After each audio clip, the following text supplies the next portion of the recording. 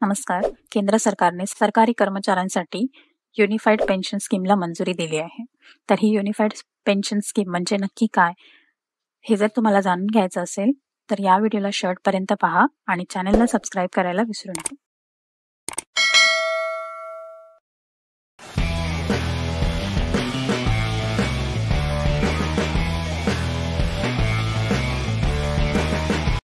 सरकारी कर्मचाऱ्यांसाठी मोठी घोषणा करत केंद्र सरकारने युनिफाईड पेन्शन स्कीमला मंजुरी दिली आहे.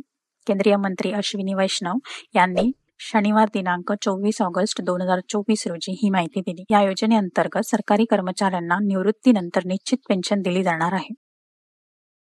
तर या व्हिडिओमध्ये आपण पुढील पॉईंट डिस्कस करणार आहोत. तर पहिल्यांदा आपण युनिफाईड पेन्शन स्कीम म्हणजे काय ते पाहूया. युनिफाईड पेन्शन स्कीम म्हणजे एकात्मिक पेन्शन योजना ही सरकारी कर्मचाऱ्यांसाठी एक नवी पेन्शन योजना आहे. या अंतर्गत कर्मचाऱ्यांना निवृत्तीनंतर निश्चित पेन्शन दिली जाईल. ही रक्कम निवृत्तीपूर्वीच्या 12 महिन्यांच्या सरासरी मूळ वेतनाच्या 50% असेल. म्हणजे रिटायरमेंटच्या पूर्वी जेवढा पगार असेल त्याच्या 50% रक्कम ही पेन्शन म्हणून मिळणार आहे. 25 वर्षाच्या सेवेनंतर कर्मचाऱ्यांना ही पेन्शन मिळणार आहे. म्हणजेच या योजनेचा लाभ मिळवण्यासाठी तुम्ही 25 वर्षे शासकीय सेवेत असणे आवश्यक आहे. एखाद्या पेन्शनधारकाचा मृत्यू झाला तर त्याच्या कुटुंबाला तोपर्यंत मिळणाऱ्या पेन्शनपैकी 60% रक्कम ही मिळणार आहे. याशिवाय जर कर्मचाऱ्याची सेवा 25 वर्षापेक्षा जर कमी असेल आणि 10 वर्षापेक्षा जास्त असेल तर त्याला दरमहा 10,000 रुपये पेन्शन मिळणार आहे. म्हणजे 10 वर्ष काम करून जर कोणी रिटायरमेंट घेत असेल तर ते दरमहा 10,000 रुपये निवृत्ती वेतन मिळण्यासाठी पात्र असणार आहे. अश्विनी वैष्णव यांनी सांगितले आहे की केंद्र सरकारच्या कर्मचाऱ्यांना नवीन पेन्शन योजनेत म्हणजेच NPS मध्ये राहण्याचा किंवा युनिफाईड पेन्शन योजनेत म्हणजे UPS मध्ये राहण्याचा निर्णय घेण्याचा अधिकार असणार आहे. म्हणजे सरकारी कर्मचारी हे स्वतः चूज करू शकतात की तुम्हाला कोणत्या पेन्शन योजनेचा लाभ घ्यायचा आहे. NPS चा घ्यायचा आहे की UPS चा घ्यायचा आहे. तर या संबंधीचा व्हिडिओ आपण पाहूया म्हणजे तुम्हाला अधिक माहिती मिळेल. केंद्रीय सरकारी कर्मचाऱ्यांसाठी ही खुशखबर आहे.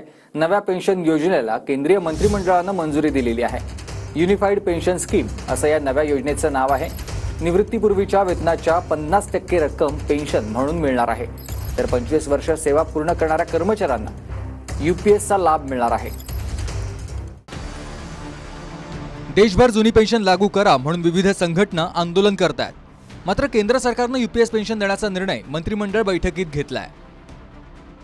OPS अर्थात ओल्ड पेन्शन म्हणजे जुनी पेन्शन योजना बंद करून सध्या देशात NPS म्हणजे न्यू पेन्शन स्कीम म्हणजेच नवीन पेन्शन योजना सुरू आहे. मात्र ती बंद करून जुनी पेन्शन योजना लागू करण्याची मागणी असताना केंद्र सरकारनं UPS म्हणजेच युनिफाईड पेन्शन स्कीमला मंजुरी दिली आहे. केंद्रीय मंत्री अश्विनी वैष्णव यांनी या संदर्भात माहिती दिली आहे. UPS पेन्शनचा फायदा केंद्रीय कर्मचाऱ्यांना होणार आहे. राज्य सरकार सुद्धा हा निर्णय लागू करू शकतात. किमान 10 वर्ष नोकरी करणाऱ्यांना 10,000 पेन्शन असेल. जर सरकारी नोकरीत असताना मृत्यू झाल्यास पत्नीला पगाराच्या 60% पेन्शन मिळेल. जर 25 वर्ष नोकरी झाली असेल तर निवृत्ती वेळच्या पगाराच्या सरासरी निम्मे पेन्शन मिळेल.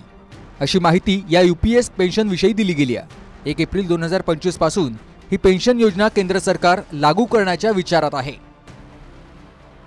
आणि सर्वात शेवटचा पॉइंट आहे योजनेची अंमलबजावणी. तर तुम्ही व्हिडिओमध्ये पाहिले असेलच की केंद्र सरकार 1 एप्रिल 2025 पासून या योजनेची अंमलबजावणी करणार आहे आणि केंद्रापाठोपाठ महाराष्ट्र सरकारही मार्च 2025 पासून या योजनेची अंमलबजावणी करणार आहे. आणि असं करणारं महाराष्ट्र हे देशातील सर्वात प्रथम राज्य ठरलं आहे. याबाबत अधिक काही अपडेट असतील तर त्याचा व्हिडिओ आपल्या चॅनलवरती येईल.